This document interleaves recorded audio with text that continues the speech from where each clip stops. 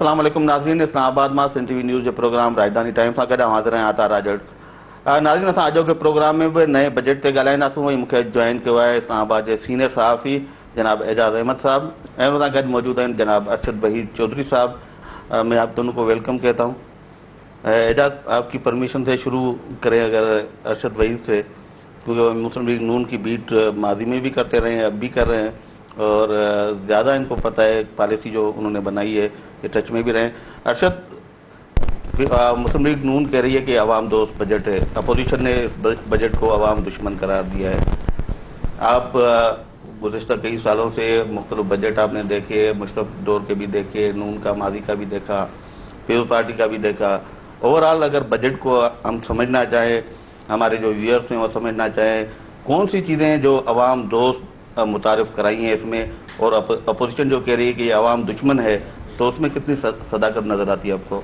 नहीं, इसमें अगर देखा जाए तो जैसे आप कह रहे हैं कि मुस्लिम लीग नून ने ये कहा है कि ये अवाम दोस्त बजट है, तो मेरा नहीं ख्याल कि उनका ये दावा है कि ये अवाम दोस्त बजट है। और क्योंकि उनका तो ये कहना है कि ये जो बजट है ये एक्चुअली उनकी रिफ्लेक्शन मुस्लिम लीग नून की उस तरह वो कर ही नहीं रहा हुकूमत की, क्योंकि ये बजट अगर देखा जाए तो ये तसलसल है पाकिस्तान पीपल्स पार्टी की हुकूमत जो रही है 5 साल उन्हीं का। क्योंकि अभी बजट से हफ्ता एक पहले अगर ये हुकूमत बनती है तो वो किस तरह अपनी पॉलिसीज़ इसमें इनकॉर्पोरेट कर सकते हैं, तो इसलिए हम इसको इन अदर वर्ड्स जो है मुस्लिम लीग नून की हुकूमत का बजट नहीं कह सकते। क्योंकि उसकी वजह यह है कि अगर हम इस पर बात करें कि जो इकनॉमिक सर्वे ऑफ पाकिस्तान जारी किया गया बजट स्पीच से पहले, अगर उसमें देखें तो वो तमाम के तमाम जो इंडिकेटर्स हैं जो गुज़श्ता हुकूमत के दौरान में सेट किए गए थे और जिनका टारगेट रखा गया था, उनमें आप अगर जीडीपी में वो देखें, इकनॉमिक ग्रोथ देखें, वो उससे लेके और आपके जो टैक्स की वसूलियों का हदफ है उनमें से कोई एक भी पूरा नहीं हो सका। और 350% जो है 350 अरब रुपए अगर आपका टैक्स शॉर्टफॉल होगा और आपकी जीडीपी की जो ग्रोथ है वो अगर 3% पे होगी और आपके जो बैरूनी कर्जे जो आपने देने हैं वो अगर सिर्फ 5 सालों में अगर हम देखें तो वो 1400 अरब रुपए के बैरूनी कर्जे जो हैं वो इन्होंने उसमें अखराजात भी शामिल करें ना, अखराजात 400 अरब ज्यादा हुए हैं, इजाफा किए गए हैं, वसूलियाँ कम हुई हैं, अखराजात 400 अरब ज्यादा हुए हैं हदफ से ज़्यादा हुए हैं। लेकिन आप गर्दिशी कर्जों की बात करें तो वो 1400 अरब रुपए इन्होंने 5 साल के दौरान जारी किए हैं। ठीक है, करंट अकाउंट सारा वो देखें आप, वो मतलब जो भी आप उठा के देख लें, आपके किसी भी सेक्टर में, अगर आप लार्ज मैन्युफैक्चर सेक्टर देखें, आप एग्रीकल्चर सेक्टर देख लें, आप इंडस्ट्रियल देख लें, कहीं पे भी जो हदफ कोई भी है वो अचीव नहीं हो सका। तो उसके बाद ये गवर्नमेंट जो आई है, ये अब डेफिनेटली इनके पास फिजिकल स्पेस जो है वो उसका खुद एतराफ़ करते हैं कि उनके पास फिजिकल स्पेस अवेलेबल ही नहीं है कि वो लोगों को कोई रिलीफ दे सकें। अपनी तरफ से उन्होंने कोशिश की कि जो भी इसमें लोग हैं उनको टैक्स नेट में। अच्छा, 2008 की आपको इसहाक डार की स्पीच याद है, जब ये शामिल हुए थे हुकूमत में, पीपल्स पार्टी के इत्तेहादी थे, उस वक्त जो इसहाक डार ने स्पीच की थी, इसहाक डार का उस वक्त भी ये कहना था कि ख़जाना खाली है, मुशर्रफ गवर्नमेंट कुछ भी नहीं छोड़ के गई। ये 5 साल पीपल्स पार्टी की गवर्नमेंट ने उस सूरत हाल में निकाले हैं ना, ये आए ये भी बात वही करें जो उस दिन जो 2008 में पीपल्स पार्टी ने की, लेकिन उसके बावजूद उन्होंने मुख्तलिफ इकदाम किए। और उसके बाद ये बात तो हम सब मानते हैं, अपने प्रोग्राम्स में भी हम डिस्कस करते रहे कि इस वक्त पाकिस्तान की जो भी सियासी पार्टियां हैं उनमें सबसे मजबूत जो माशी टीम है, जो माहिर हैं, वो मुस्लिम लीग नून के पास हैं। और वो उन्होंने अपना मंशूर भी बनाया, उसमें पूरा प्रोग्राम दिया। तो ये तो इलेक्शन से पहले से काम कर रहे थे। ये कहना कि 7 दिन मिले, 11 मई से तो बात क्लियर हो गई, उसके बाद फाइनेंस मिनिस्ट्री के लोग उनके साथ मुसलसल राब्ते में थे, मिलकर उन्होंने बजट बनाया। ये कहना कि 7 दिन मिले और कोई पता नहीं था, तो ये तो 2008 से उनको पता था। वो ताराजर साहब, डेफिनेटली अगर 2008 में उन्होंने ये कहा है, अब 2 ऑप्शंस होते हैं आपके पास गवर्नर्स के लिए। एक तो ये ऑप्शन आपके पास होता है कि जिस तरह सिचुएशन चल रही होती है, आपने सिर्फ एक पॉइंट स्कोरिंग करनी है, पॉलिटिकल माइलेज लेनी है, तो आप वही काम करें जो इससे पहले गुज़श्ता 5 साल होता रहा है कि आप ऑर्डर्स करें, इतने नोट प्रिंट कर दें जी, आप उनसे नोट छपवाएं और आप एक बबल इकॉनमी जो हमने इससे पहले भी देखा है और मुशर्रफ दौर में भी जिसके रिजल्ट हमने देखे हैं, वो आप करें, लोगों से आप वाह करवाएं और आप घर चले जाएं, उसके बाद आने वाले संभालने, जैसे अभी हुआ है। दूसरा ऑप्शन आपके पास ये होता है कि आप कौम को एक बिल्कुल रियल पिक्चर दिखाएं, उन्हें बताएं कि इस वक्त कौमी जो मुआशी इंडिकेटर्स हैं उनकी सूरत हाल एक्चुअल क्या है, और आपको बर्दाश्त करना पड़ेगी, ये सेक्रीफाइस बर्दाश्त करना पड़ेंगी। और उसके बाद जो है आप उनको लेके आइंदा की पॉलिसीज़ वज़ा करेंगे। अब जैसे आप कह रहे हैं कि ये सब कुछ जानते थे इसीलिए तो उन्होंने ये बजट दिया है कि इस वक्त जो सूरत हाल है उसके अकॉर्डिंग उन्होंने उसको किया है, क्योंकि अभी तो इनकी पॉलिसीज़ अब आज से शुरू होंगी ना, इस बजट के बाद इनकॉर्पोरेट करते हैं। मैं ये इनको डिफेंड नहीं कर रहा कि ये बजट बहुत मतलब इन्होंने वो जो दिया है इसमें बहुत बेहतरी आ सकती थी या उनको लानी चाहिए थी, वो एक बिल्कुल अलग बहस है। आवाम को रिलीफ देना डेफिनेटली एक स्टेट जो गवर्नमेंट है उसका वो फ़र्ज़ है, लेकिन बात यह है कि जब तक आप पहले उसको ठीक नहीं करेंगे, एक सूरत हाल जो है कि जहाँ पे आप फिजिकल स्पेस अवेलेबल बना सकें, तो उस वक्त तक मुमकिन नहीं है कि आप जो है आवाम की तौक़ात पे पूरा उतर सकें। तो उसके लिए इन्हें मेहनत करना पड़ेगी। एजाज देखें, अगर हम माशी सूरत हाल मुल्क की देखें तो वाकई अबतर है, लेकिन उसके साथ साथ हम ये भी देख रहे हैं 1% GST बढ़ा दिया, रिटेलर्स और होलसेलर्स पर जो विद होल्डिंग टैक्स लगाया है वो भी इम्पेक्ट होगा रोज़मर्रा की जो इस्तेमाल की चीज़ें हैं उन पर। और उसके बाद जो तनख्वाहदार तबका है जो पहले ही टैक्स दे रहा है उस पर टैक्स और बढ़ा रहे हैं। रियल इस्टेट आप देखें, आप स्टॉक एक्सचेंज देखें, उसको टच ही नहीं किया गया जो करोड़ों अरबों रुपए कमाते हैं हर साल। कारपोरेट जो सेक्टर है उसके और कम कर दिए हैं। तो ये किस तरह हम कहेंगे कि स्पेस था, अवेलेबल ही नहीं था। जो टैक्स बंदा दे रहा है उस पर आप ज़्यादा टैक्स लगाएं, जो सेक्टर टैक्स दे ही नहीं रहा पाकिस्तान बनने से लेके आज तक, उनको आप ऐसे ही आज़ाद छोड़ रहे हैं। देखिए, इससे ज़्यादा एक अहम इशू और है। पार्लियामेंट में बजट इसलिए पेश किया जाता है कि पार्लियामेंट, और वो बजट प्रपोजल्स होती हैं, वो हतमी बजट फाइनल नहीं होता है कि पार्लियामेंट उन पर डिबेट करेगी और उनमें जो जहाँ जहाँ खामियां हैं उनको दूर करेगी और उसके बाद फिर उसकी मंजूरी दी जाएगी और फिर फाइनेंस बिल मंजूर किया जाता है बजट को इफेक्ट देने के लिए फ्रॉम 1 जुलाई। लेकिन इस हुकूमत ने एक जो कारनामा किया है वो पार्लियामेंट के इख्तियारात की सबवर्शन भी है।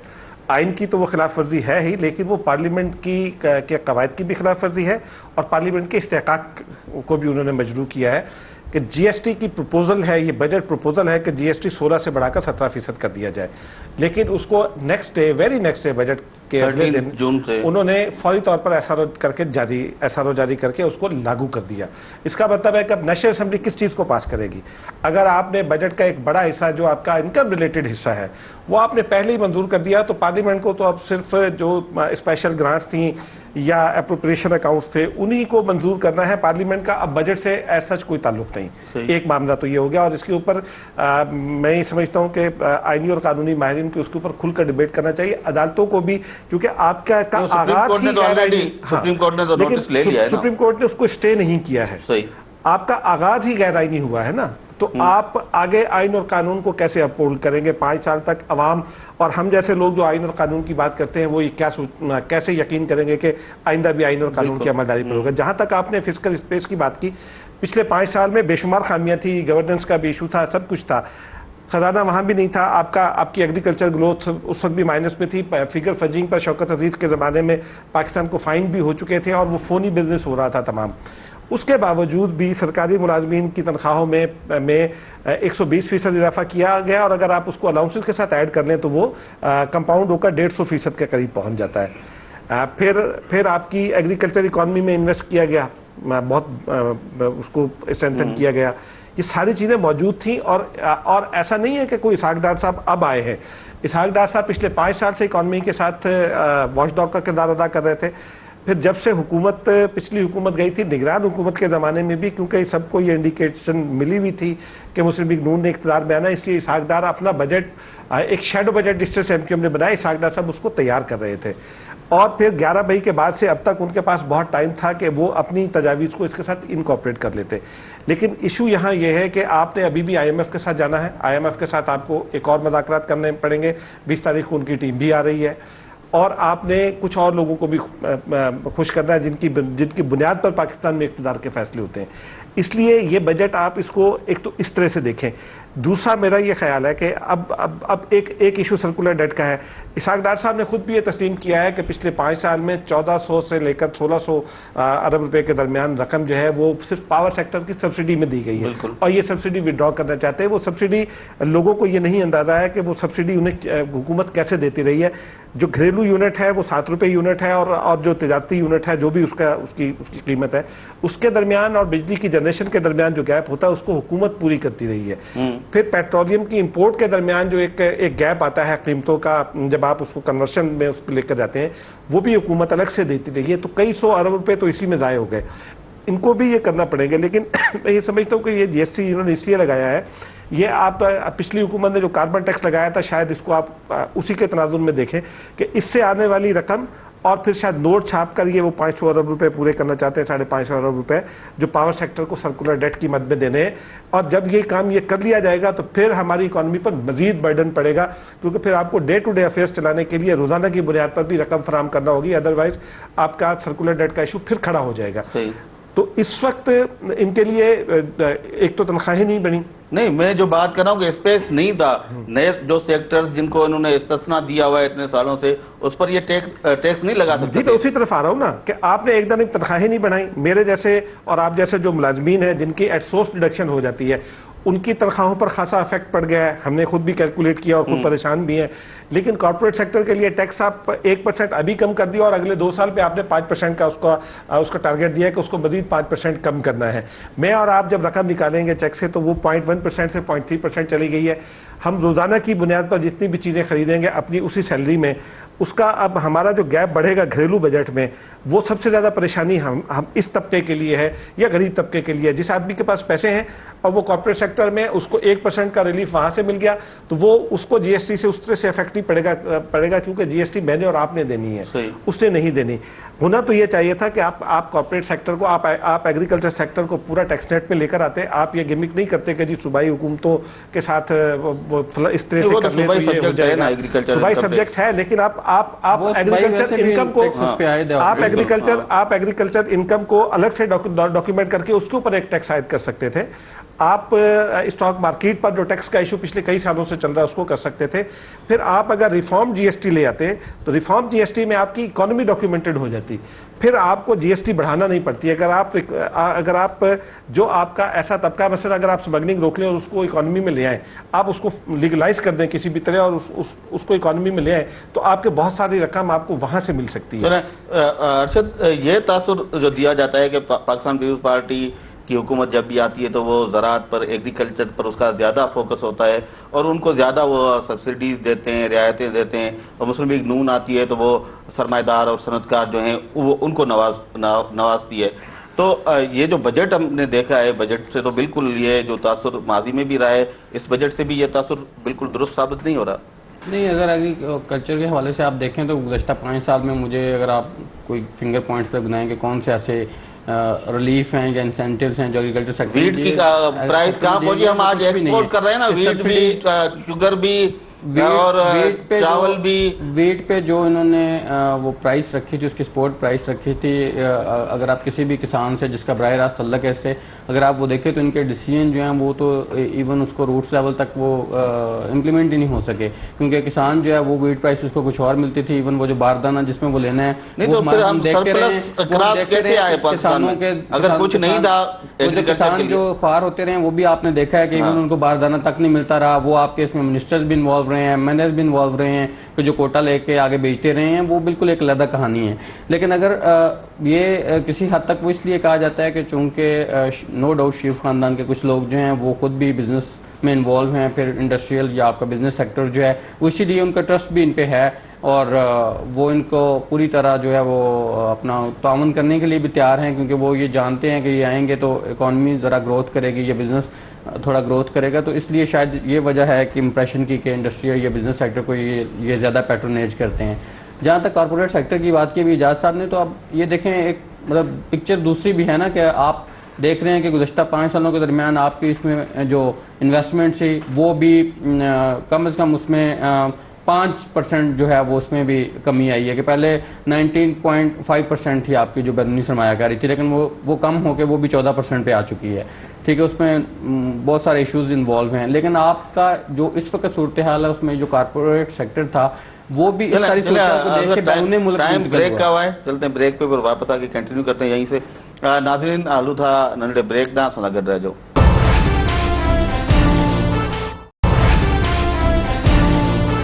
नाज़रीन प्रोग्राम में तव्हांखे ॿियर वॾी कार चऊं था, असां ॻाल्हि ॿोल पे कई बजट के हवाले से।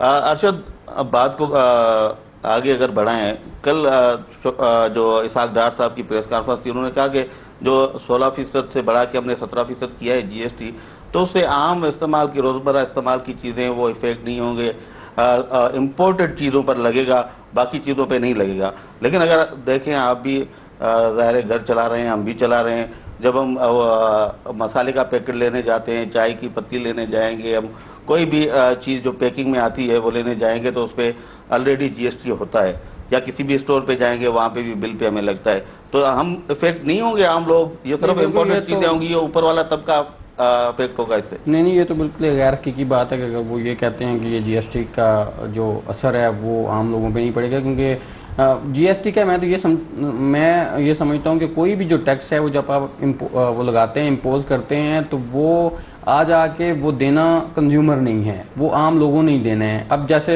इसमें अगर आपको मैं मिसाल दूं कि इन्होंने इवन गाड़ियों पे टैक्स जो है वो लगाया है। अब वो गाड़ी है, वो ऑटो इंडस्ट्री ने तो टैक्स नहीं देना, वो तो बराह रास्त उस पर देना है। फिर वो कल उन्होंने बात की कि 5,000 रुपया वो जो हाजी टूर ऑपरेटर्स पे वो किया है, तो वो 3,500 रुपया जो पहले लग रहा था 1,500 रुपया उसमें इंक्रीज किया है। तो वो कहते हैं कि जी हाजी पे नहीं लगाया, वो टूर ऑपरेटर पे लगाया है। तो टूर ऑपरेटर ने अपनी जेब से तो नहीं देना, उसने वो उसको पास ऑन करना है कंज्यूमर पे, वो भी कंज्यूमर ने देना है। इसी तरह आप केबल ऑपरेटर का देखें, वो उन्होंने जो घर में बिल लेने आते हैं वो केबल उसमें उन्होंने इंक्रीज कर देना है। मतलब इधर आप कोई भी टैक्स लें तो वो जब आप इम्पोज करते हैं तो वो देना अवाम नहीं होता है, वो अवाम तक ही उसका खुमियाजा अवाम को ही भुगतना पड़ता है। लेकिन इसमें एक चीज़ अगर मैं बात करूं, जैसे इन्होंने रिफॉर्म GST की बात की और डॉक्यूमेंट करने की बात की है, कि अब इसमें जो फ्लॉज आ रहे हैं ना वो ये आ रहे हैं, जिस चीज़ की तरफ मैं समझता हूँ कि उनको तवज्जो देने की ज़्यादा ज़रूरत थी कि आप GST बढ़ाते हैं, ये ठीक है, पहले भी GST 16% भी जो ले रहे थे, अब मैं टैक्स दे रहा हूँ, लेकिन वो जो एक शॉप वाला टैक्स मुझसे ले रहा है वो हुकूमत को नहीं दे रहा। वो उसमें बड़ी वाज़ेह मिसालें हैं कि वो उसमें अंडर इन्वाइसिंग करते हैं, वो एक शॉपकीपर से लेके कोई भी बड़े से बड़ा जो होलसेलर हो या रिटेलर हो, सब तो उसमें अंडर इन्वाइसिंग करते हैं। उससे आप देखें कि अरबों रुपया का जो है वो उसमें ज़ाया हो रहा है मनी। लेकिन ये है कि कंज्यूमर अपना वो बोझ बर्दाश्त भी कर रहा है और अपना टैक्स भी पे कर रहा है। तो उसके लिए ज़रूरी है कि इनको उसको डॉक्यूमेंट करें, उसके लिए कुछ सिस्टम वज़ा करते, ये उसको इस टैक्स नेट में लेके आते। अब इन्होंने एक और बात की कि जैसे ये कह रहे थे कि आपने भी कहा कि टैक्स मजीद जो लोग दे रहे थे उन्हीं को लगाया गया, लेकिन इसमें इन्होंने ये भी साथ किया है कि अब इन्होंने 3,000 अफराद ऐसे उन्होंने कहा है कि जी हम उसकी लिस्ट तैयार करेंगे जो FBR से मिलके और जो दीगर इदारे हैं उनसे नादरा के साथ मिलके कि जो कारोबारी लेन देन या कोई भी ट्रांजैक्शन वो करते रहे हैं, तो ऐसे अफराद की लिस्ट तैयार की जाएगी और वो तो मादी डाटा तैयार करके भी उनको टैक्स नेट में लाया। वो हाफिज शेख ने भी दावा किया था, लेकिन अभी तक वो सामने तो नहीं आए। अब ये तो देखा जाएगा ना कि अगर ये दावा करते हैं तो उसमें वही अब देखें जब तक लाएं उनको सामने। एजाज, अभी डॉक्यूमेंटेशन की आपने बात की, इसमें आपने बजट में देखा कि उन्होंने 0.5% लगाया है रिटेलर्स पर और 1% लगाया है होलसेलर्स पर। उससे और उनका ये कहना है कि वो डॉक्यूमेंटेड इकोनॉमी होगी। याद होगा आपको 99 में जब मुस्लिम लीग नून की गवर्नमेंट गई, जो आखिरी बजट पेश किया था इसहाक डार ने, उस वक्त इन्होंने टर्नओवर टैक्स के नाम पर इसी तरह उन्होंने कोशिश की थी कि हम रिटेलर्स को होलसेलर्स को लाएं इसमें टैक्स नेट में। उस वक्त उमर सेलिया साहब थे, उन्होंने कोई एजुटेशन की और फिर इन्होंने डिसीजन वापस ले लिया। तो इसी तरह की एक कोशिशें जो अरशद कह रहा है कि वो लोग जो हमसे तो टैक्स वसूल करते हैं लेकिन गवर्नमेंट के खजाने में भी नहीं जाती और वो लोग ले लेते हैं। अब ये टैक्स जो लगाए, ज़ाहिर है 0.5% हो, 1% हो, 0.1% हो, होलसेलर अलग हम 17% GST हम अलग देंगे। ये जो टैक्स लगाए ये अलग वो हमसे लेगा होलसेलर, फिर रिटेलर अलग लेगा। आवाम को तो जाके 19% 20% के करीब जाके टैक्स अदा करना है हर चीज़ पे। और उसके बाद डॉक्यूमेंटेशन तो हमें नहीं लगता कोई हो सकेगी, इसमें कामयाबी होगी, आपको नजर आता है। देखिए जो आपने उमर सेलिया वाला तस्करा किया वो ज़रा मामला डिफरेंट था। उस वक्त भी आप उस एफर्ट को भी रिफॉर्म GST की जब टर्नओवर टैक्स का नाम दिया था तराजुर में ले सकते हैं, क्योंकि वो इकोनॉमी को डॉक्यूमेंट करने की बात थी और जो होलसेलर्स थे और रिटेलर्स थे छोटे और छोटे दुकानदार भी थे जो थे उनको टैक्स नेट में लाने की बात थी। लेकिन मुस्लिम लीग नून का हल्का चूंकि हमेशा से ताजिर तबका रहा है, इसलिए उस 1 महीने की कैंपेन के बाद और उमर सेलिया की 15 दिन की जेल के बाद नून लीग की हुकूमत को बैकआउट करना पड़ा था और फिर उसके बाद ये मामला कभी ना आ सका। इस वक्त जरा मामला डिफरेंट है। आपका सिर्फ रावलपिंडी में ही अगर ले लें तो 2 से 3 लाख छोटा दुकानदार ऐसा है जो आपके टैक्स नेट में ना पहले था ना अब है। बिल्कुल। वो जब खरीदेगा, जो चीज़ खरीदेगा वो उससे वो टैक्स दे देगा, लेकिन मसलन वो खुली दालें खरीदता है उस पर वो हमसे टैक्स तो ज़रूर वसूल कर लेगा लेकिन आगे नहीं देगा क्योंकि वो टैक्स नेट में मौजूद नहीं है, उसके वो किसी डॉक्यूमेंटेड इकॉनमी में मौजूद नहीं है। लेकिन दूसरी बात जो इसहाक डार साहब ने कल कही कि जी आम आदमी पर असर नहीं पड़ेगा, आम आदमी पर कैसे असर नहीं पड़ेगा? चीनी 2 रुपये से ज़्यादा महंगी हो गई और फिर चीनी उन आइटम में थी जो जीरो रेटेड कहलाते थे। बिल्कुल। जीरो रेटेड आइटम्स पर आपने अलग से टैक्स आयद कर दिया, आपने जो 5% एक्साइज ड्यूटी होती थी उसको भी बढ़ा के ऑलमोस्ट 16% कर दिया। मशरूबात पर और होटल्स पर वो चली गई। शादी हॉल्स पर आपने टैक्स लगा दिया। इनके अलावा कल जो SRO जारी हुआ है, ओगरा ने उसकी तस्दीक कर दी है जी, CNG और पेट्रोलियम मसनूआत की कीमतें बढ़ गई हैं, तो जो ट्रांसपोर्टेशन होनी है वो गधा गाड़ियों पर तो नहीं होनी, सही। वो इसी फ्यूल कंज्यूम करने वाली गाड़ियों पर होगी। तो पर किलोमीटर जो ट्रांसपोर्टेशन कॉस्ट है वो उसी हिसाब से बढ़ जाएगी। तो हर चीज़ का जिसमें कल हालांकि इन्होंने वजाहत भी की है कि खुला दूध जो है उसके ऊपर टैक्स नहीं है, लेकिन खुले दूध की कीमत भी बढ़ जाएगी क्योंकि उसकी ट्रांसपोर्टेशन कॉस्ट जो है वो बढ़ गई है। और वो ट्रांसपोर्टेशन कॉस्ट जो है जो वो आदमी अपने ऊपर नहीं लेगा, वो कंज्यूमर को पास ऑन करेगा और थोड़े से मुनाफे के साथ पास ऑन करेगा। फिर ट्रांसपोर्ट के किराए बढ़ जाएंगे। तो आम आदमी, जो आप कराची की अगर मिसाल ले लें कि जो आदमी कुरंगी टाउन में रहता है और कुरंगी में जॉब करता है, वो 60 रुपये देकर अभी जाता है।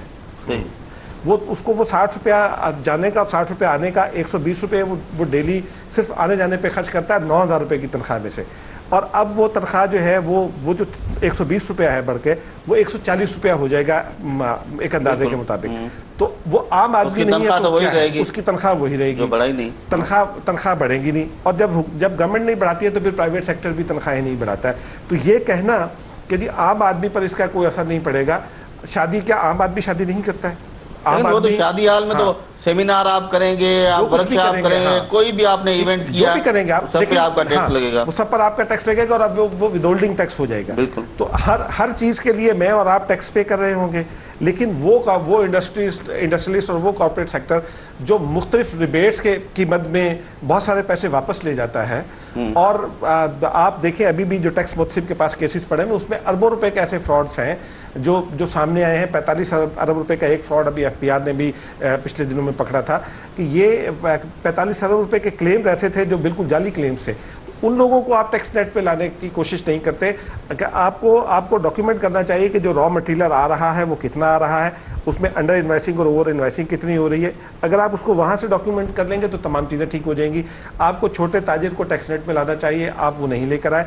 सिर्फ और सिर्फ सैलरीड क्लास जो है वो चाहे गवर्नमेंट सेक्टर का हो या चाहे प्राइवेट सेक्टर का हो, क्योंकि उसकी एट सोर्स डिडक्शन हो जाती है, वो टैक्स नेट में आ रहा है। और अब जो नए स्लैब ऐड हुए हैं उसमें जो टैक्स एग्जेम्पशन थी 3 लाख रुपए 4 लाख रुपए तक की, उसका भी अब कोई फायदा नहीं हुआ क्योंकि जो नए स्लैब्स आने से वो एग्जेम्पशन प्रैक्टिकली कम हो गई है और टैक्स का जो रेशो है उसका वो बढ़ गया है। और जो स्लैब्स हैं वो 35% तक ले गए हैं, 35% तक ले गए। तो उसके नतीजे में मेरा और आपका टैक्स जो है वो बढ़ गया है। लेकिन बात वही है कि फिर जो कॉर्पोरेट सेक्टर है उसका टैक्स कम हो गया है। आपको तो चाहिए ये था कि आप इनकम्स को आप एक इनकम टैक्स लगा दें, बाकी टैक्स आप खत्म कर दें। दुनिया भर में जो है अगर आप देखते हैं तो इनडायरेक्ट टैक्सेशन कम हो रही है और डायरेक्ट टैक्सेशन बढ़ रही है, क्योंकि डायरेक्ट टैक्सेशन में लोग खुश इसलिए होते हैं कि वो एक टैक्स पे करते हैं और उसके नतीजे में फिर उनको बराह रास्त फैसिलिटीज़ मिलती हैं। पाकिस्तान में हम डायरेक्ट टैक्स भी पे करते हैं और इनडायरेक्ट टैक्सेशन बढ़ रही है। ये आलमी फिनोमेना के अगेंस्ट है, इसको जरूर इनको देखना होगा। अच्छा अरशद, जो एजाज ने भी बात की कि हम तो टैक्स पे कर देते हैं लेकिन वो टैक्स हुकूमत के ख़जाने में नहीं जाता। जो मुख्तलिफ कारोबार करने वाले हजरात हैं, जैसे परचून का कारोबार जिनका होलसेल का है, कोई ट्रांसपोर्टर्स हैं, कोई और हैं, वो हमसे तो ले लेते हैं लेकिन गवर्नमेंट को नहीं मिलते। तो ये गवर्नमेंट जो टैक्स बढ़ा रही है इससे तो जाहिर है वो हुकूमती ख़जाने को तो फ़ायदा नहीं पहुंचा रही है, उन लोगों को, मखसूस ग्रोहों को उनको फ़ायदा पहुंचा रही है, उनको अमीर से अमीर तर बना रही है और गरीब को गरीब तर बनाई जा रही है। नहीं, इसमें ये है ना कि थोड़ा बिल्कुल अगर आप टॉप पोजीशन पे देखें, अगर आप होलसेलर जो हैं या ये वो करते हैं उस सतह पे ज़रूर इनको कुछ ना कुछ फ़ायदा होगा। लेकिन जब आप उसको रूट लेवल तक लेके जाते हैं तो वो चूँकि पूरी आपकी इकॉनमी डॉक्यूमेंटेड नहीं है तो उसमें से फिर ऐसे चोर रस्ते भी मौजूद हैं और बेशुमार जिनकी वजह से वो आपका ये टैक्स जिसको हम बोलते हैं टैक्स चोरी भी और फ्लॉज उसमें मौजूद हैं। तो ये सारी चीज़ें उसकी वजह से अरबों रुपये आपका नो डाउट के कॉमिक खजाने में जमा भी नहीं होता और वो ज़ाया हो रहा है। और दूसरा ये जो सैलरीज वाली बात है ना, इसमें मैं ये समझता हूँ कि बेशक आपके पास फिजिकल स्पेस जो भी जिस तरह भी आप अवेलेबल करें या आप उसमें देखें, इन्फ्लेशन बहरहाल एक जो है वो उसको तो रश्ता हुकूमत ना कंट्रोल कर सके, बल्कि पूरी दुनिया में है, कोई भी कंट्रोल नहीं कर सकता। इन्फ्लेशन कहते डबल डिजिट में था, सिंगल डिजिट में आ गया, आप कैसे कहते हैं इन्फ्लेशन कंट्रोल नहीं होता? उसमें अगर आप देखेंगे तो वो भी 9.5% तक भी रहा है, फिर उसके बाद अभी जो लास्ट हुआ है वो 7.5% पे आया है। ठीक है, तो आप इसको उस तरह नहीं कह सकते कि आपने कंट्रोल किया है, क्योंकि अगर आप ऑन ग्राउंड सिचुएशन देखें, क्योंकि यही वो फिगर फजिंग की जो बात की थी, तो अगर ऑन ग्राउंड सिचुएशन देखें तो आप लोगों का तर्ज ज़िंदगी वो देखें कि जो अब लोगों को सफेद पोशी रखना भी मुश्किल हो चुका है। लेकिन मैं सिर्फ ये कहता हूँ कि बहरहाल इन्फ्लेशन जो जितना भी एनुअली बढ़ा है, चाहे वो 7% बढ़ा है, चाहे वो 9% बढ़ा है, ठीक है, आप खुद आपकी इकोनॉमी उसके अंदर ये डॉक्यूमेंटेड है कि 7.5% है। यार फिगर्स को छोड़ें, अर्शद आप भी इसी दुनिया में रहते हैं, हम भी रहते हैं। 7.5% जो है वो लोगों के पास चाहिए। 5 साल पहले कितने लोगों के पास गाड़ियां थी, कितने लोगों के पास मोबाइल फोन थे, कितने लोगों के घर में ये इलेक्ट्रॉनिक्स के आइटम्स थे, वो उससे आपको अंदाजा नहीं होता। आप यानी कि जो गरीब है उसकी बात नहीं कर रहा, middle class, lower middle class, उन लोगों की ज़िंदगी आप समझते हैं इतनी तनख्वाहें जो बढ़ी हैं या दूसरे इकदाम हैं उससे कुछ बेहतर नहीं हुई? नहीं, बिल्कुल बेहतर हुई है, लेकिन आप ये देखें कि वो आपने उनको तो उनका लाइफस्टाइल आपने थोड़ा वो बेहतर हुआ है, लेकिन आप ये देखें कि उसी की वजह से ये सब कुछ हुआ है ना, कि आपने अपनी इकोनॉमी जो है वो आर्टिफिशियल वे में चलाई। और वो जब आप आर्टिफिशियल वे में उसको चलाते हैं तो वो फॉर टाइम बीइंग तो वो आप उसमें गुजारा करते हैं, लेकिन उसका जो इम्पैक्ट फिर होता है और फिर जो उसके बाद आपको सेक्रीफाइस करना होता है वो सेम सिचुएशन है जो अब इस वक्त इकोनॉमी की है।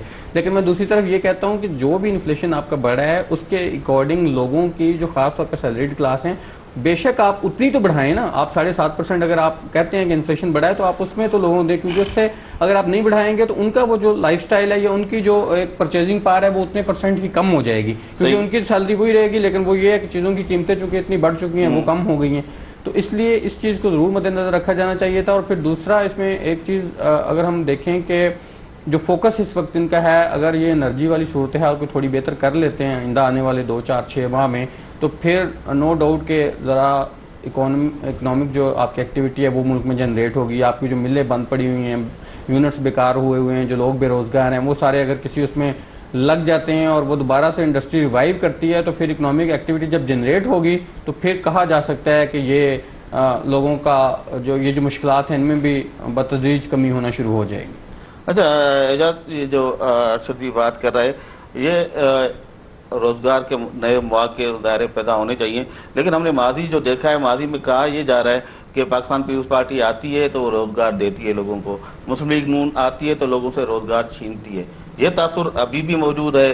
तो आप समझते हैं कि मुस्लिम लीग नून जो पीपल्स पार्टी ने इस बात में कोई शक नहीं है कि बेड गवर्नेंस थी, उन्होंने बेतहाशा लोग भर्ती किए हैं मुख्तलिफ इदारों में और उन इदारों के बजट्स भी बढ़ गए हैं, वो सिर्फ इन भर्तियों की वजह से। और उस जो भर्तियाँ हुई हैं उस पर भी इल्ज़ाम है कि मेरिट शफाफियत वो नहीं रही, कहीं पैसों पे हुई है, कहीं सिफारिशों पे हुई है। लेकिन जैसे भी ये लोग रोज़गार से लगे हैं, उनके घर के चूल्हे जले हैं। ये मुस्लिम लीग नून की गवर्नमेंट जब भी आती है वो इस तरह के इकदाम करती है कि जो लोग रोज़गार से लगे होते हैं उनको बेरोज़गार कर देती है। क्या वही पॉलिसी आपको तसल्सुल नज़र आ रहा है मौजूदा जो गवर्नमेंट नहीं आई है?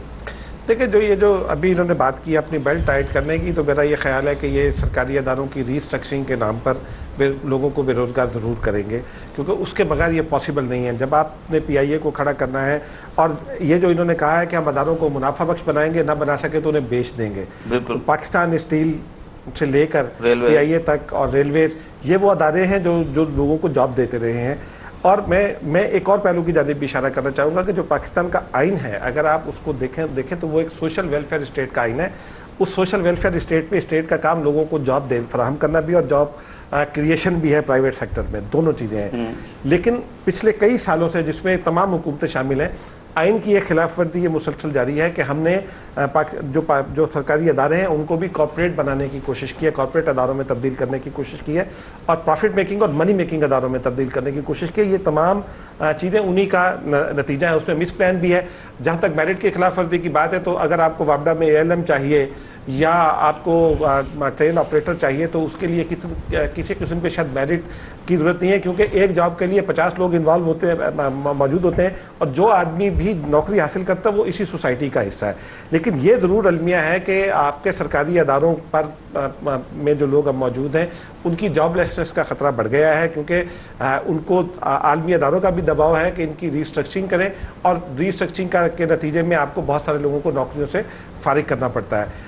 अब देखना ये होगा कि ये उस प्रेशर से कैसे निकलते हैं, क्योंकि ये बात अब मुस्लिम लीग नून भी समझती है कि पाकिस्तान की जॉब मार्केट में सबसे ज़्यादा शेयर पंजाब का है, और मुस्लिम लीग नून का वोटर भी ज़्यादातर पंजाब से ही है।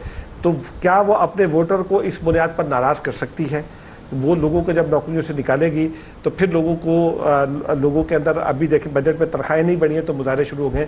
जब लोग नौकरियों से निकलना शुरू होंगे तो फिर हुकूमत के खिलाफ एक और सिचुएशन पैदा होगी। क्या देखना ये कि मुस्लिम लीग नून इसको कैसे हैंडल करती है। लेकिन ये बात यकीनी समझी जा रही है कि इन अदारों की रिस्ट्रक्चरिंग के बगैर ये अदारे नहीं खड़े हो सकते, और लोगों को निकाले बगैर इन अदारों की रिस्ट्रक्चरिंग नहीं हो सकती। लेकिन टाइम एक और ब्रेक का है, वापस आते हैं फिर कंटिन्यू करते हैं। नाज़रीन, असां ॻाल्हि ॿोल पिया कयूं बजट ते, ऐं हाणे वापसि ईंदासीं त कोशिशि कंदासीं आलमी मालियाती इदारनि ॾांहुं जेको वञण जो इशारो ॾिनो कल्ह सागडार, उन हवाले सां केतिरी गुंजाइश आहे। ॿियो पाकिस्तान जी इकानमी खे पंहिंजे पेरनि ते बीहारण लाइ ॿिया कहिड़ा क़दम थी सघनि था, उन ते मुस्लिम लीग नून जी हुकूमत कमु करे पई या न पई करे। असां अचूं था नंढड़ी सह खां पोइ, असां सां गॾु रहिजो।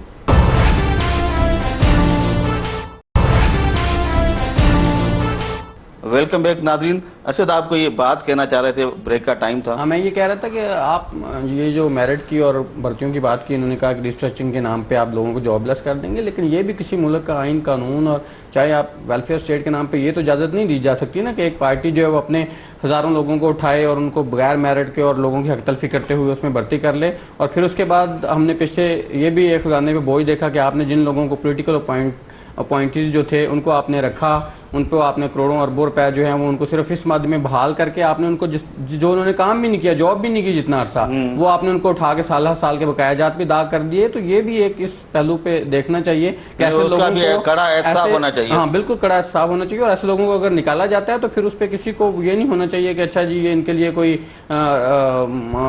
रहम का पहलू हो या ये हो कि अच्छा जी ये इन्होंने एक गलत पॉलिसी इनकी है, ये इसी मुआशरे से, जैसे इन्होंने कहा कि उसका तल्लक है, लेकिन मुआशरे से तल्लक होने का मतलब ये तो नहीं है कि एक जो हक जिसका बंदा बनता है आप मेरिट पे उसको आप ना रखें, लेकिन आप सिर्फ इस वजह से कि अच्छा ये पीपल्स पार्टी का हमायती है इसलिए इसको जॉब दे दो, ये मुस्लिम लीग नून का हमायती है इसलिए इसको जॉब दे दो, तो ये वाला कल्चर भी बंद होना चाहिए। अच्छा अर्शद, एक बात कि कल इसाक डार साहब ने कहा कि हमने जो बजट पेश किया है उसमें जो हम राइट डायरेक्शन में जाने की हमने कोशिश की है, तो डोनर जो इदारे हैं उनकी तरफ से पॉजिटिव इंडिकेटर्स आए हैं हमें, और ये भी उन्होंने बताया कि 19 को IMF का वफद आ रहा है, और वो ज़ाहिर मिड टर्म जो है वो जायज़ा लेने आ रहा है पिछले प्रोग्राम का, लेकिन उसके बाद उन्होंने कहा हम उनसे बात करेंगे, अपनी शराइत पे करेंगे, कौमी मफाद में करेंगे। तो एक बात तो ये कि पहले तो मुस्लिम लीग नून ये दावे करती रही है कि हमने वो किस्सा ही तोड़ दिया कि हम IMF से कुछ लें, और आपको याद होगा 99 में एक स्कीम शुरू की थी मियां नवाज शरीफ ने, कर्ज उतारो मुल्क संवारो का के नाम पे। तो इस वक्त भी मुस्लिम लीग नून के अगर देखे जाएं तो हिमायती अरब अमारात में भी हैं, यानी कि इधर गल्फ में भी हैं, UK में भी हैं, USA में भी हैं। तो उस तरह की कोई स्कीम शुरू करने की बजाय फिर हमें आलमी मालियाती इदारों के पास जाना चाहिए। नहीं, इन्होंने ये नहीं कहा कि हम IMF या दीगर जो डोनर एजेंसीज उनके पास नहीं जाएंगे, क्योंकि इससे पहले अगर आप देखें कि उन्होंने जो टॉक की थी, अभी इनकी हुकूमत भी नहीं बनी थी, अभी वो सिर्फ गवर्नमेंट मेकिंग की बातें हो रही थी, तब भी उन्होंने सागडार ने ये कहा था कि कर्ज लेने में अभी फ़िलहाल जो है उसमें कोई हर्ज नहीं है, और हमें IMF का प्रोग्राम अगर कंटिन्यू करना पड़ता है तो हम उसको करेंगे। अब बात यह है कि आपके पास इस वक्त आपके जो फॉरेन रिजर्व्स हैं वो $6.2 बिलियन के बचे हुए हैं, ठीक है, और उसमें से आपने ये इसी करंट मंथ के अंदर आपने $14 करोड़ की किस्त IMF को देनी है, और उसके बाद अगर आप ये किस्त नहीं देते तो जाहिर है आप उनके साथ उस तरह निगोशिएट नहीं कर सकते, और आपकी बैलेंस शीट भी जो है वो आपका ट्रैक रिकॉर्ड है वो भी ख़राब होता है, तो वो डेफिनेटली ये उनके साथ देंगे। लेकिन सबसे इम्पोर्टेंट बात ये है कि मुस्लिम लीग नून की हुकूमत या इनकी पॉलिसीज़ अभी जो बजट में इन्होंने जो रिफ्लेक्ट किया है वो नो डाउट कि ये वाला पहलू इन्होंने ज़रूर मद्देनज़र रखा है कि आप अपने डोनर एजेंसीज जो हैं उनको ये मैसेज ज़रूर दें कि हम अपनी बेल्ट टाइट कर रहे हैं, हम अपने लोगों को जो है वो इस बात पे मजबूर कर रहे हैं कि वो भी ज़रा थोड़ी तकलीफ़ें बर्दाश्त करें। क्योंकि अगर हम देखें तो IMF और वर्ल्ड बैंक और जितने ये डोनर एजेंसीज हैं इनका सबसे प्राइम जो फोकस है वो पहले दिन से अगर आप देखें तो वो ये रहा है कि आप इतनी सब्सिडीज़ जो दे रहे हैं आउट ऑफ द वे जाके वो इररियलिस्टिक हैं। आपकी इकोनॉमी में अगर इतनी खत्म करें, टैक्स बढ़ाएं, टैक्स आपकी इकोनॉमी के अंदर स्पेस नहीं है तो आप लोगों को इतना ज्यादा ना रिलीफ दें। तो अब इन्होंने उस तरफ जरूर पेशकदमी की है और उसका पहला मुजाहरा हमने देखा है कि उन्होंने ये जो बिजली पे हम सब्सिडी दे रहे थे उसका उन्होंने कहा कि 6 रुपये वो फी यूनिट उसको ग्रेजुअली जो है वो करेंगे और सब्सिडीज को मिनिमाइज करेंगे और फिर 500 अरब रुपए तक या जितनी भी वो दे रहे थे 380 अरब रुपए के जो सब्सिडी थी उसको भी वो मिनिमाइज करके 150 अरब रुपए पे लेके आ रहे हैं। तो ये वो सारे इकदाम हैं कि जिनकी वजह से IMF के साथ इनको यहाँ पे निगोशिएट करने में आसानी होगी, वहाँ पे उनका भी इन पे ट्रस्ट डेवलप होगा और इनको आइंदा IMF का प्रोग्राम रीशेड्यूल भी डेफिनेटली होगा। नहीं, जो पाकिस्तानी बाहर रहते हैं वो इस वक्त सपोर्ट नहीं कर सकते, आप नहीं समझते? नहीं, बिल्कुल कर सकते हैं। बल्कि हमने देखा है कि जो मैंने पहले बात की थी कि इनको बहरहाल एक ये एज जरूर है मुस्लिम लीग नून की हुकूमत को पे कि इन पे इस वक्त अक्रॉस द बोर्ड तमाम लोग इन पे ट्रस्ट करते हैं, चाहे वो मुल्क के अंदर लोग हैं चाहे वो ओवरसीज पाकिस्तानीज हैं। इसी तरह जो फॉरेन गवर्नमेंट्स हैं वो भी इन पे ट्रस्ट करती हैं। अब सऊदी अरब के बारे में जैसे कहा जाता है नो डाउट उनके साथ अच्छे रिलेशंस हैं, माजी में भी हमने देखा है। वो अगर इनको डेफर पेमेंट्स पे आपको वो देते हैं, ऑयल देते हैं तो वो उससे भी आपकी इकोनॉमी को रिलीफ मिलेगा। UAE और दीगर जो गल्फ की कंट्रीज हैं वो इवन चाइना उनके साथ भी अभी वज़ीर आज़म जब आए थे ये चीन के तो कल जा रहे हैं नंदीपुर पावर प्रोजेक्ट जो 425 मेगावाट का है, वज़ीर आज़म उसका दौरा करने के लिए। तो वो जहाँ पे रुका हुआ था वो भी उन्होंने कहा कि तमाम मामला उनके साथ तय आ गए हैं। तो उसको भी मतलब आप अगर देखें तो फॉरेन जो कंट्रीज हैं वो इनको फुली सपोर्ट इस वक्त करने के लिए तैयार हैं। लेकिन वो कहते हैं कि there is no free lunch in the world. तो वो जब आप उनको उनकी अकॉर्डिंग विशेज़ आप आगे से रिस्पॉन्ड नहीं करेंगे आपको वो भी उस तरह तो नहीं देंगे। तो ये अभी इनके लिए उनकी शराइत तो मानना पड़ेगी और अभी मौका इनके पास है कि ये इसको अवेल करते हुए अपनी पॉलिसीज ऐसी उनके सामने शो करें ताकि इस वक्त कुछ ना कुछ जो ब्रीदिंग है वो हो सके इकोनॉमी की और लोगों को कुछ रिलीफ मिले। अब हमें इत्तसालात के 80 करोड़ डॉलर वो भी हमारे रुके हुए अब दावा कर रही है हुकूमत के हम 1 साल के अंदर वो भी ले आएंगे। कोलिशन सपोर्ट फंड के पैसे हमें मिलने हैं, कोई चाइना ने 1-1.5 अरब डॉलर देने, इस तरह की चीज़ें हैं। उसके बाद हमने माजी में भी देखा है कि मुस्लिम लीग नून को जब हमारे ऊपर पाबंदियाँ लगी थी तो उस वक्त भी बैरून मुल्क रहने वाले पाकिस्तानियों ने बहुत मुस्बत जो है ना जवाब दिया था और मदद भी की थी उन्होंने। तो अगर मुस्लिम लीग नून की हुकूमत कोशिश करे तो 1-1.5 अरब डॉलर बिल्कुल वो पाकिस्तानी जो बैरून मुल्क रहते हैं वो मदद करने को तैयार हो जाएंगे। जिस तरह के मुस्लिम लीग नून का भी अरशद ने भी बात की कि एतमाद है लोगों को और उसी एतमाद का इज़हार 11 मई को भी हुआ जिस तरह ये जीत कर आए हैं। तो उसके बावजूद हम आलमी इदारों के पास जाएं, ये कितना बेहतर होगा पाकिस्तान के लिए और हमारे लिए आवाम के लिए कि जो पहले ही कर्जे के बोझ तले दबी हुई है। और उसके साथ साथ ये जो इन्होंने डायरेक्शन दी है यानी जो बकौल इसाक डार की कड़वी गोली हमने खाई है इसके नताइज जो है वो 3 साल के बाद हमें नज़र आ जाएंगे।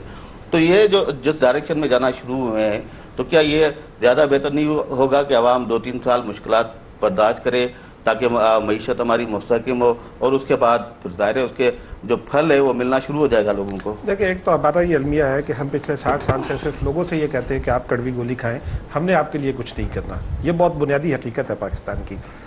आपने अपने बजट प्रपोजल्स में टैक्स नेट को बढ़ाने पर कोई तवज्जो नहीं दी है। आपने सिर्फ ऑलरेडी टैक्स सैलरीड क्लास को मजीद टैक्स कर दिया है ना। ठीक है, जैसे अभी अरशद ने बात की कि दुनिया में कोई फ्री लंच नहीं होता, तो अब हम एक जानिब हम ये इकदाम करते हैं। जब आप यूरोप में लोगों से बात करेंगे कि आप आइए हमें कुछ इमदाद दीजिए तो लोग ये कहते हैं कि जी हमारा जो पैसा है वो टैक्स पेयर का पैसा है, आप अपना टैक्स नेट बढ़ाइए। दो आलमी हुकूमतें, आलमी अदारे, तमाम दुनिया सब ठीक है आपके साथ ताउन पर राजी होगी, लेकिन किस कीमत पर होगी? सऊदी अरब आपको क्यों आपको डेफर्ड पेमेंट्स पर तेल देगा? सऊदी शाही ख़ानदान के मियाँ नवाज शरीफ के ख़ानदान के साथ जितने भी अच्छे रिलेशंस हों, उन अच्छे रिलेशंस का रिजल्ट मियाँ नवाज शरीफ के दोबारा इक़्तिदार में आने की सूरत में निकल आया है। मियां नवाज शरीफ की जान बचाकर एक मरतबा सऊदी अरब उनको ले जा चुका है। सऊदी अरब ने वो मियां नवाज शरीफ के साथ जो उनके अच्छे ताल्लुकात थे उसको पे कर दिया। अब रीपे लेकिन मादी की मुस्लिम लीग नून की जो भी हुकूमतें थी हमने देखा सऊदी अरब ने लेकिन अब रीपे करने की बारी है नवाज शरीफ की।